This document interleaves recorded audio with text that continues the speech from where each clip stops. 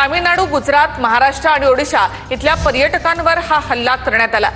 दहशतवाद्यांनी पर्यटकांना त्यांची नावं विचारली आणि त्यानंतर त्यांच्यावर हा गोळीबार केलेला आहे। अतिरेक्यांकडून 50हून अधिक राऊंड या ठिकाणी फायर करण्यात आले आहेत अशी माहिती सूत्रांकडून मिळते। अतिरेक्यांनी तुकड्या बनवून पर्यटकांवर हल्ला केला। कर्नाटकातील पर्यटकांवर देखील दहशतवादी हल्ला। पर्यटकांवर जवळपास 50 राऊंड या ठिकाणी गोळीबार झालेला आहे। TRF संघटनेने या हल्ल्याची जबाबदारी स्वीकारली आहे। लष्कर ए तोयबाची ही संघटना आहे। सुरक्षा दलाकडून सध्या परिसरामध्ये सर्च ऑपरेशन सुरू आहे।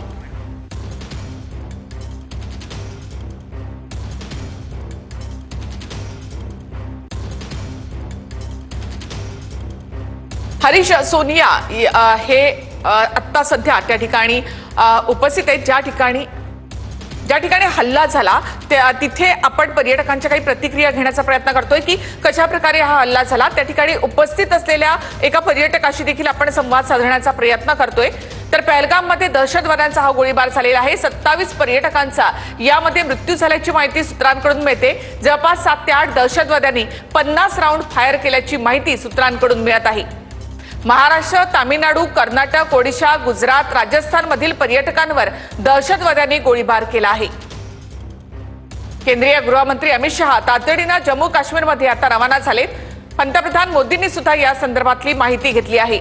श्रीनगरमध्ये अमित शहा बैठक देखील घेणार आहेत। TRF नावाच्या दहशतवादी संघटनेनं या हल्ल्याची जबाबदारी स्वीकारलेली आहे। लष्कर ए तोयबाशी संबंधित असलेली ही संघटना पहलगामच्या दहशतवादी हल्ल्यात 27 पर्यटकांचा मृत्यू झाल्याची माहिती सूत्रांकडून मिळत आहे। जम्मू काश्मीरच्या पहलगाममध्ये पर्यटकांवर हा दहशतवादी हल्ला झाला।